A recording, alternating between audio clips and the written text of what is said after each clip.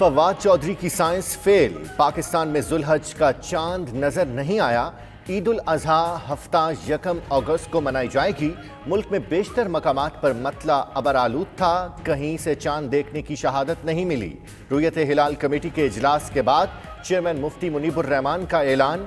वजीर साइंस फवाद चौधरी ने पाकिस्तान में ईद उल अजहा 31 जुलाई को होने की पेशगोई की थी।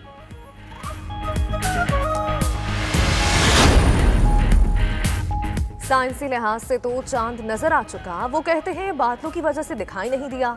वजीर साइंस और टेक्नोलॉजी फवाद चौधरी का कहना है उलमा तय कर लें टेक्नोलॉजी हलाल है या नमाज गढ़ी देखकर पढ़ी जा सकती है, तो चांद टेक्नोलॉजी से क्यों नहीं दिख सकता। रोयत ऐप पर देखें, चांद नजर आएगा।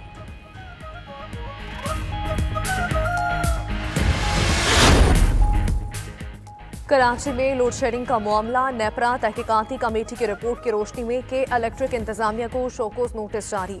नेपरा ने के इलेक्ट्रिक के मामले पर अवामी समाअत के दौरान तहकीकाती कमेटी तश्कील दी थी। उधर शिबली फराज का कहना है कि इलेक्ट्रिक के मसाइल बहुत पेचीदा है, मैनेजमेंट के भी मसाइल हैं। 2-3 दिन में लोड शेडिंग की सूरत हाल बेहतर हो जाएगी।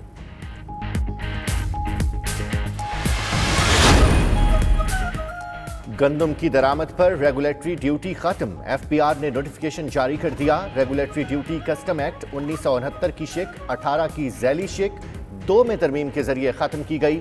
जराये के मुताबिक हुकूमत 7 लाख मैट्रिक टन गंदम की दरामद के लिए पहले ही परमिट जारी कर चुकी है। गंदम दरामद करने का फैसला मुल्क में मुमकिना किल्लत पर काबू पाने के लिए किया गया।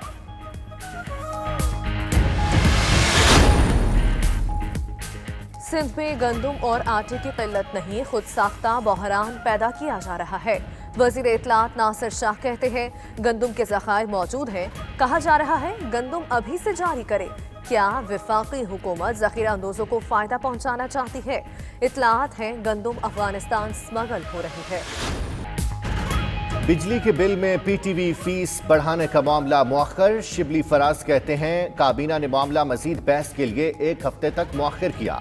जराये के मुताबिक काबीना इजलास में 13 निकाती एजेंडे की मंजूरी। ईसीसी के फैसलों की तौसीक की गई। कई वुज़रा मुआशी और मीडिया टीमों की कारकर्दगी पर चुभते सवालात पूछते रहे। वज़ीर आज़म की असासे जाहिर करने वाली मुआविनीन की तारीफ।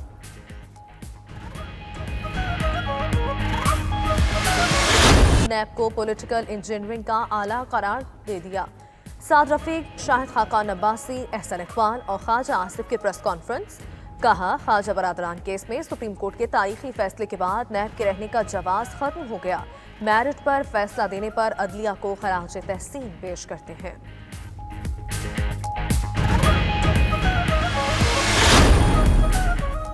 सुप्रीम कोर्ट ने फैसले ने साबित कर दिया कि नैब न्याजी गठजोड़ से हुकूमत चल रही है। कादिर पटेल का कौमी असेंबली में इजहार ख्याल। कहा दुनिया के इतने अरबपति लोग आकर पाकिस्तान का निजाम चला रहे हैं, बाकी कोरोना के बाद चले जाएंगे। जावेद लतीफ ने कहा कि सुप्रीम कोर्ट के फैसले के बाद अरशद मलिक, जस्टिस क़य्यूम और पनामा के मामले में भी देखना पड़ेगा।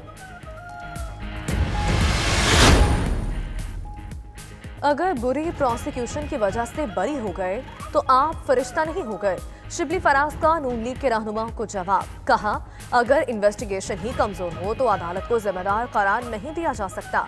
आज प्रेस कॉन्फ्रेंस करने वाले कहते हैं नैब ने उनसे ज्यादती की, उन्हीं लोगों ने ईरानों को तबाह किया। नून लीग और पीपल्स पार्टी एक दूसरे को रास्ता देती रही।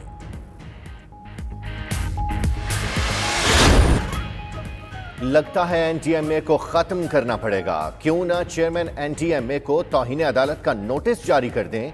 कोरोना आज खुद नोटिस केस में सुप्रीम कोर्ट के रिमार्क्स। चीफ जस्टिस ने कहा कि लगता है अदालत के साथ किसी ने बहुत होशियारी और चालाकी की। शायद बहुत कुछ गलत हुआ है जिस पर पर्दा डालने की कोशिश की जा रही है।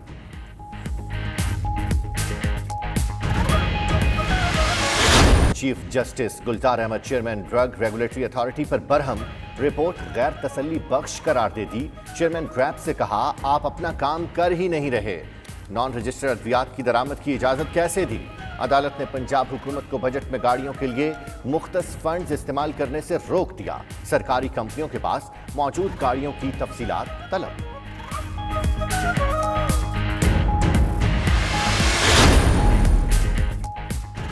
पंजाब काबीना का इजलास, वजीर आला उस्मान बुज़दार पर इजहार एतमाद की करारदाद मंजूर। इजलास में नामूस रसालत के हवाले से करारदाद से मुतालिक मुसवदा कानून की मंजूरी।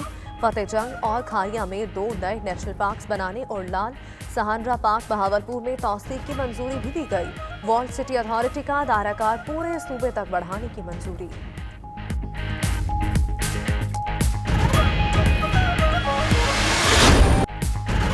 स्टीव स्मिथ नंबर 1 टेस्ट बल्लेबाज, पैट कमिंस नंबर 1 बाउलर बन गए।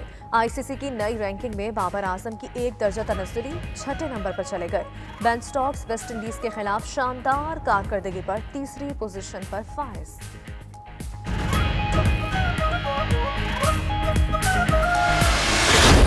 अदाकारा मीरा मसाइल में घिर गईं। हुकूमत से बैरून मुल्क मसाइल हल कराने की दरख्वास्त। 92 न्यूज़ से गुफ्तगू में कहा, बहुत से मुआशी इशूज़ हैं, वज़ीर आज़म और गवर्नर को आगाह किया है। इन समेत बहुत से फनकार कोरोना के बायस मसाइल का शिकार हैं। मीरा ने माली इमदाद के लिए लाहौर आर्ट्स काउंसिल में दरख्वास्त भी दे दी।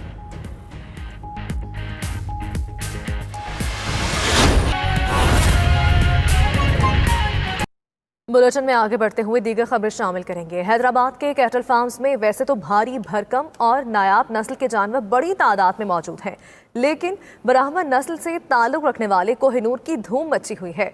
मजीद जानते हैं अपने नुमाइंदे मोहम्मद वकास से। जी वकास, बताएगा कोहिनूर कितना वजनी है और इसकी कीमत क्या रखी गई है? जी बिल्कुल, हैदराबाद में भी सुन्नत इब्राहिमी की अदायगी के लिए शहरियों ने जानवरों की ख़रीदारी का रुख कर लिया है। हैदराबाद के कैटल फार्म्स की अगर हम बात करें तो यहाँ एक से बढ़कर एक खूबसूरत और आला नस्ल के जानवर कुर्बानी के लिए लाए गए हैं, लेकिन जो धूम मची हुई है हैदराबाद कैटल फार्म्स में वो कोहिनूर जानवर की है। ये बराबर नस्ल का जानवर है, खूबसूरत इंतहाई है, अपनी खुसूसियात की वजह से मुनफरिद मकाम रखता है। इसके मालिक यहाँ मौजूद हैं, इनसे हम जानते हैं कि क्या इसको आपने खिलाया है, क्या कीमत है, कितना वजन है इसका? वजन तो है 32 मन, कीमत है इसकी 18 लाख रुपए। और खाने में सुबह ये असली घी खाता है, दोपहरी को अपना चारा खाता है, रात को दूध पीता है 12 किलो। जी बिल्कुल, इनके मालिक का कहना है कि ये ब्राह्मण नस्ल ताल्लुक रखने वाला जो कोहिनूर है ये अपनी ख़ास रंगत की वजह से मशहूर है। इस जानवर की कीमत जो है इन्होंने 18 लाख बताई है। अब देखना यह है कि कुर्बानी से कबल ये जानवर किसके नसीब में आता है। जी ठीक है मोहम्मद वकास, बहुत शुक्रिया आपका। उधर सखर में इंतजामिया की जानिब से रवां साल मवेशी मंडी नहीं लगाई जा सकी, जिसके बायस शहरियों को सुन्नत इब्राहिमी की अदायगी के लिए जानवरों की खरीदारी रोहड़ी जाकर करनी पड़ रही है।